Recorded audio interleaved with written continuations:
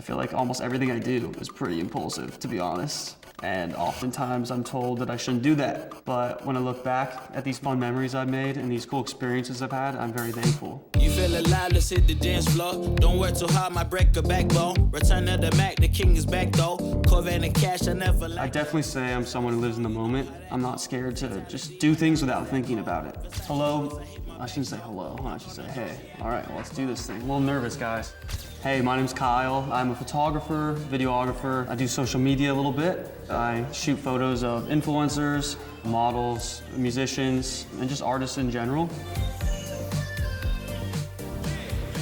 For me, I really enjoy just capturing like unique behind the scenes moments. It's fun and it's a challenge to just think outside the box. But that's what I try to do with everything. How can I bring this to light in a way that hasn't been seen before? Kyle started out with his photography career kind of just working alongside with me, and I'd take pictures of him, and I always used him as a model for me. He would come along with me and help me out with some of my photo shoots, and then of course everything turned around where I was always his sidekick. And it's been kind of a neat role reversal, but he's definitely the pro and who's teaching me things on a daily basis.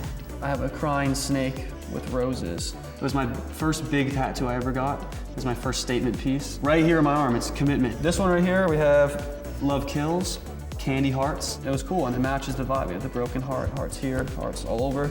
You know, these dice right here, they're on fire because, you know, sometimes I feel like I'm crashing and burning, just going all in, but I feel like, you know, it's worked out. That being said though, you know, it took a lot of hard work and a lot of time and persistence to get where I am. Since I was a kid, whenever I was given a task, I would kind of bend the rules a little bit with my own twist. My teachers would always get mad at me, like, you didn't follow this rule, you did this, but you used a loophole, or you did this, but you interpreted it in a different way. Kyle would have these grandiose ideas of what he wanted to do. So I guess I fed into that. And I was more of the creative that would say, oh, come on, let's let Kyle try this one thing. Let's just see what happens. I've always felt caged in. You don't have to follow everyone's exact flight plan. You know, you can make your own path, and that's what I feel I did. He ran off with that and pushed some boundaries and has had some great success with his creativity. My name's Tucker, and I've been friends with Kyle for like, what, four years? Photo shoot, Roger. Fuck that bitch, try put the fee on it.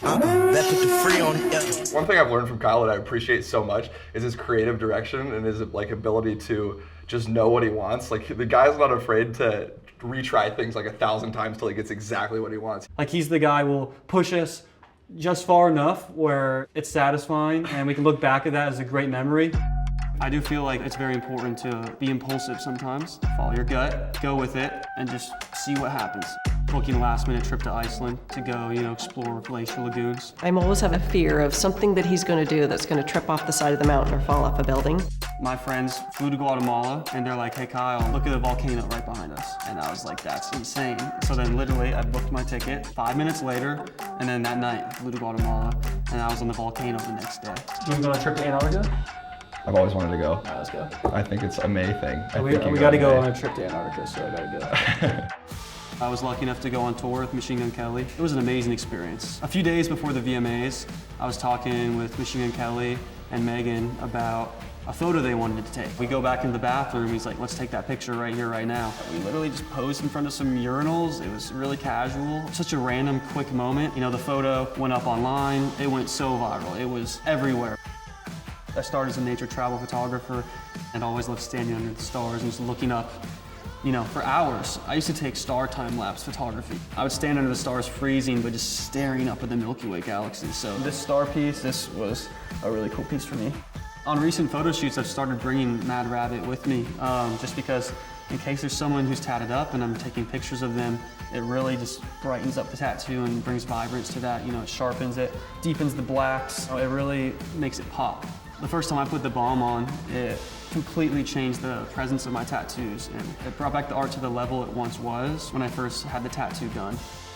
My tattoos are a piece of me and my personality, and it's my self-expression. So the fact that Mad Rabbit, you know, helps me express myself. Over time, my tattoos have been fading, so having this on, it's really nice, and I feel like it's cool to help me showcase the things I want to show to the world. Having my work be seen by millions of people is amazing. It's something that childhood Kyle would be so stoked about. I was lucky enough to take one of these iconic pictures or, you know, have a video that gets seen by 20, 30 million people. I just feel like I'm very lucky where I'm at right now, and that's all I really can say. But I think it's, a healthy formula of hard work and some luck, and you'll get wherever you need to be.